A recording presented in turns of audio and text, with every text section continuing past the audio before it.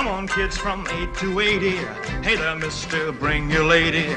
There's a big show on the inside. It's carnival time. Mikhail Bakhtin's theory of carnivalesque focuses primarily on the themes of pageantry, birth, death, and the subsequent renewal of image. Carnival is bawdy, kitsch, and full of excess.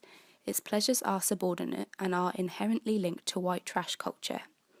Elvis Presley, as the king of white trash, was also crowned as the Carnival King, the primary carnivalistic act. The king lived up to this title as a bricoleur, going through multiple image changes throughout his career. Bakhtin states that everything is reborn and renewed through its death, which is certainly true of Elvis. With the death of each image came the rebirth of a new one, a renewal of his iconography in the carnivalesque tradition. Elvis's image was renewed once again following his actual death in various forms of art, commodities, and performance. His global reinvention is shown both in the countless Elvis impersonators worldwide, as well as the subtle changes that were made to his image in each country he was marketed in, being made to look more Latino in South America and more Asian in Asia. His multiple worldwide images further cemented his iconography as well as his status as the Carnival King. One aspect of Elvis's music and style that has caused perhaps the most conflict during his career and following his death is his use of black influences, most notably blues music. While many saw him as simply stealing black music and using his whiteness as a way to find greater success with it, others believe that he gave black music the opportunity to reach the mainstream. As Gail Sweeney points out, when he adapted black music, dress and style, he also appropriated some of the sexuality and scandalizing power of black bodies. For this reason, it seems to be the jumpsuit-wearing, older Elvis who performed in front of hundreds in Las Vegas that remains most popular with today's fans. It is this image that best embodies the values of work and whiteness that they hold dear. However, Elvis's earlier guises cannot be ignored, and through them it is possible to examine the king of rock through the carnivalesque theory of Bakhtin. Much of this theory is about parody and disguise. Like Elvis's use of black music and style, Bakhtin argues that various images parody each other variously and from various points of view. The complexity of Elvis's image and the long, messy history of musical crossover angered black and white Americans alike. In The Death of Rhythm and Blues, Nelson George charges Elvis and the white crossover aesthetics in general with the betrayal and dilution of black cultural control. On the other hand, Erica Doss suggests the reason that some white fans thoroughly detest Elvis impersonations is because it comes too close to the racially complex image of Elvis they've come close to burying. Again, both of these views are in keeping with carnivalesque, which overturns the order, and once things are overturned, it is often difficult to get them back into place. Therefore, much of the outrage and fear that sprung from Elvis fans in the wake of the announcement of his daughter's marriage to Michael Jackson was due to anger that Jackson refused to stay within the parameters of blackness. Like Elvis, Jackson's image was constantly evolving, albeit more dramatically, going through the carnivalistic pathos of shifts and changes, deaths and renewal. We're caught in a trap. I can't walk out because I love you too much, baby. The carnivalesque rebirth of Elvis from youthful, patriotic, with working-class roots and black influences, to the overweight, jumpsuit-wearing, lavish-living, sweaty Elvis of the 1970s plays into the excess linked to the carnival. This carnivalesque excess is mimicked within Elvis's own life. Sweeney notes that carnival is the place of laughter, bad taste, loud and irreverent music, parody, free speech, bodily functions, eating and feasting, a place where excess is glorified. Like the carnival, white trash likes big, bright and excessive. Elvis is iconized as not only the king of rock and roll, but also the king of white trash. 70s jumpsuit Elvis epitomized the white trash aesthetic. He stayed loyal to his working class roots, but was able to achieve social mobility as he achieved tremendous success because he was sincere with a real talent. Elvis achieved what most white trash aspires to. Graceland in its original form was decorated with rich, red, luxurious fabrics, which contrasts with the redecoration after his death, which enhanced the notion of Elvis as the king by redecorating with regal and patriotic colours. If what white trash aspires to is the deluxe double-wide with purple shag carpeting and red crushed velvet sofas, then Elvis achieved this without doubt. Elvis started out at carnivals.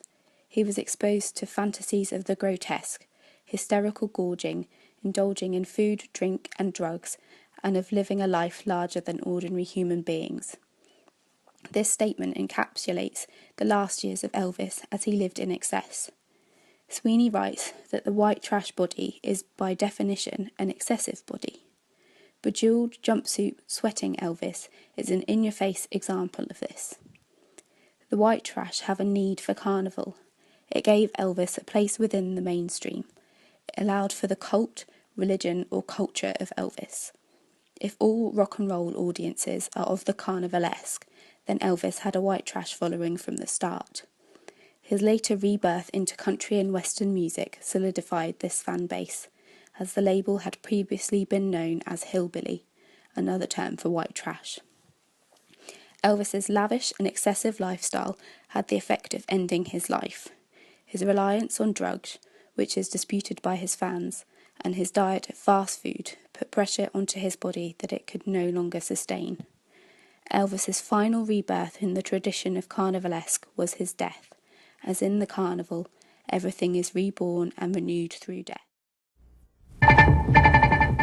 Good evening. Elvis Presley died today. He was 42. Apparently it was a heart attack. After the premature death of Elvis Presley, his image of perfection remained stronger than ever in the public eye as a static figure. This allowed for his iconicity to be once again heightened by him being reinvented time and time again into varying forms of art. Elvis's image remains immortally young through his persona, influencing artists to follow such as Paul McCartney, Tom Jones, John Lennon and Elton John, for example. Thus, Elvis is an ever-present fixture in everyday American culture, directly through his own image or indirectly through the image of him being recycled by those influenced. These musicians allow for Elvis to not seem outdated as his iconicity is modernised time and time again.